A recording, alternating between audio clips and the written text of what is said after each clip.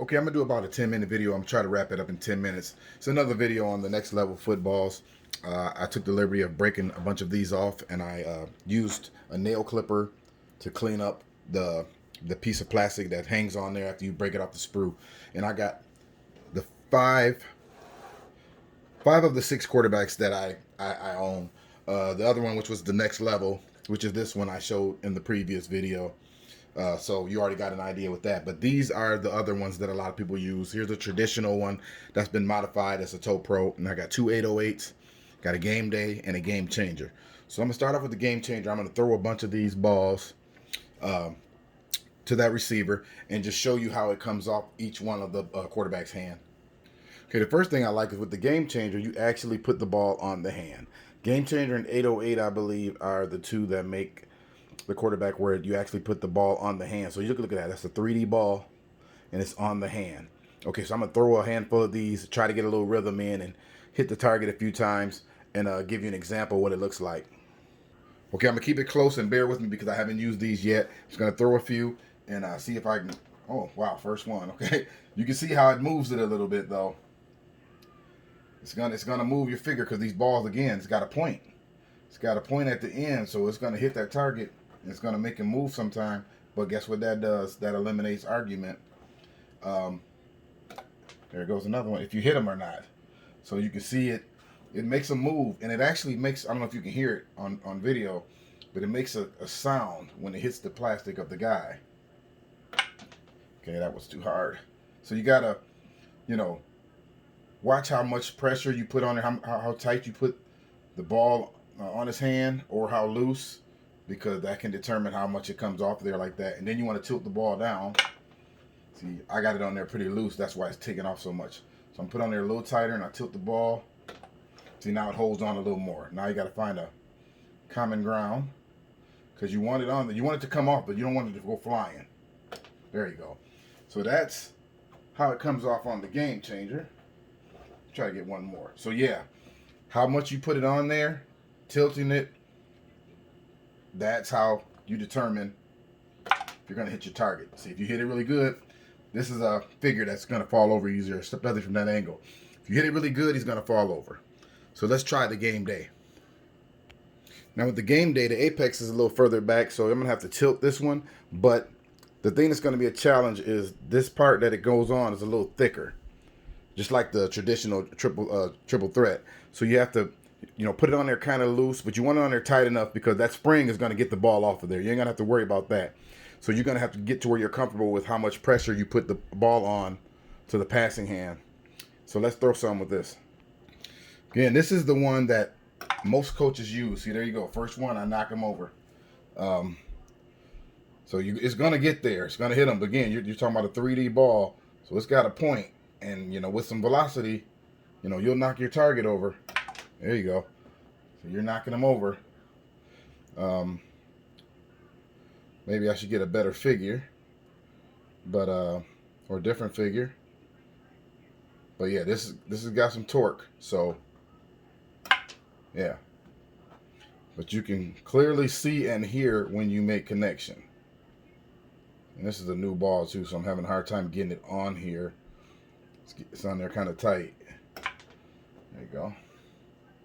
But usually the connections are no doubters. It's not a lot of where did he move or didn't move. You'll see it hit him. Yeah. So yeah, this is what happens, I think, with some of the spring-loaded quarterbacks. You're gonna knock your figure over.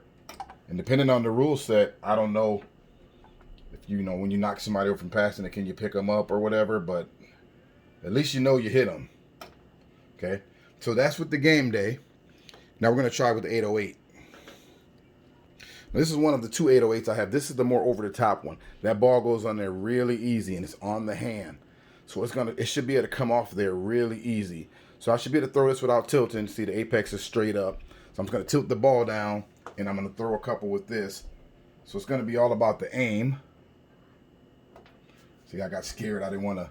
I was so used to that the Gameday would get comes off there really fast. Then I got gun shy. So there we go. Okay, so I might not have to tilt it because the hand is already up there pretty far. Okay, I have to tilt it a little bit. That was high. So yeah, just make it even. There you go. Still a little high. It's coming off the hand pretty good though. Yeah. A little off to the right.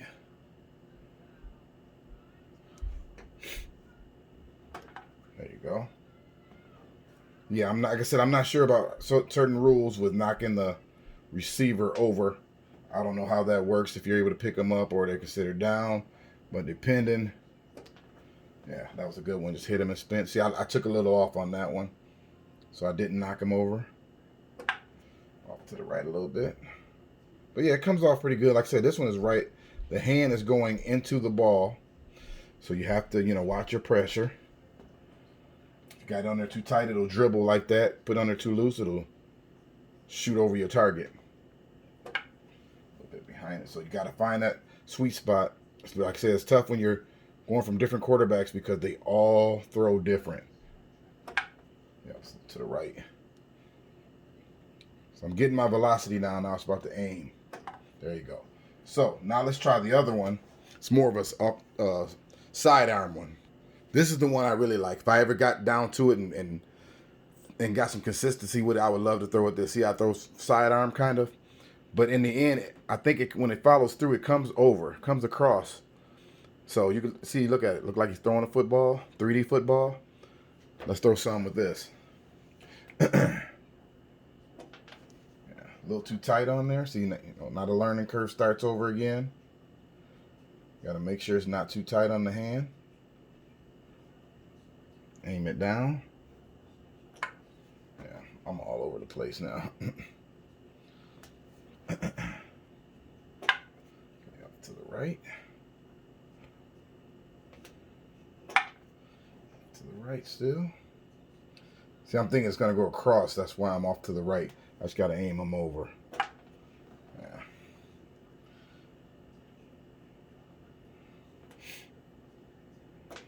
Yeah. Yep, see if it gets stuck on there, that's what happens. It'll dribble. There you go. See, I got it on there a little looser, so to make sure it comes off the hand. There we go. This one doesn't have quite as much torque.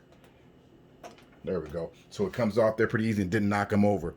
So these two, you're not going to have the torque as you have with these two, so you won't knock them over. But they're both still accurate. So either one will work. It's just going to take a learning curve, how much pressure to put the ball on the hand. They're all different. So let's try the Toepro, or it's closer to the traditional triple threat.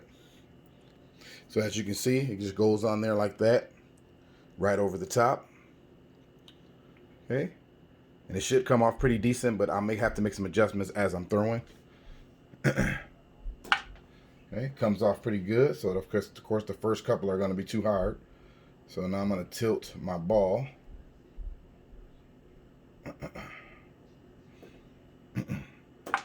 Still a little too high. It's a learning curve. Just depends on what you throw with. There we go. Again, these last three, they're not going to typically knock the receiver over because you don't have the spring that the other ones do. So, like I said, depending on your rule set, if yeah, too tight. See, when it's too tight, it dribbles. So you got to find that there you go. You got to find that common ground of it's on there, but it won't dribble or fly over the target like that one just did. Yep, so you got on there and got stuck. Again, these are all new balls, so they haven't, that slit is still really tight. So you got to make sure that slit opens up.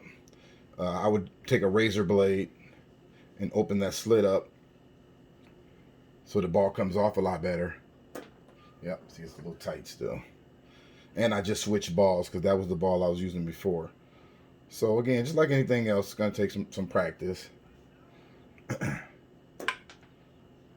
But the main part is making sure that slit is nice and loose so the ball comes off of there. Yeah, this one's a challenge because this one doesn't have the torque that the other ones do. more for a soft release. And if that ball's on there a little too tight, it won't come off. Or if it'll come off, it'll just dribble. There we go. This is a soft release QB, so yeah, got a couple there. So it's important to make sure that that slit is loose. See if I can get one more.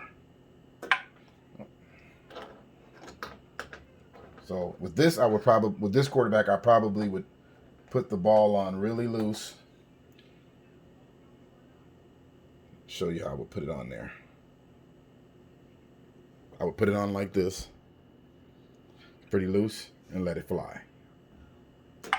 See how it comes off of there pretty good. So now let me see if I can get a couple in a row with that technique. It's on there really loose. There's one. Really loose. There we go. So again, I've only did this 5-10 minutes, and you can see I started getting a rhythm with each one of them. So with more and more practice, each one of these I could figure out the adjustments to make these balls fly off the hand, make them accurate. So like I said, whichever one of these you own, it's just going to take a learning curve. And if you own each one of them, you're going to have to use a different technique for each one. So hopefully this helps everybody out that has some of these footballs.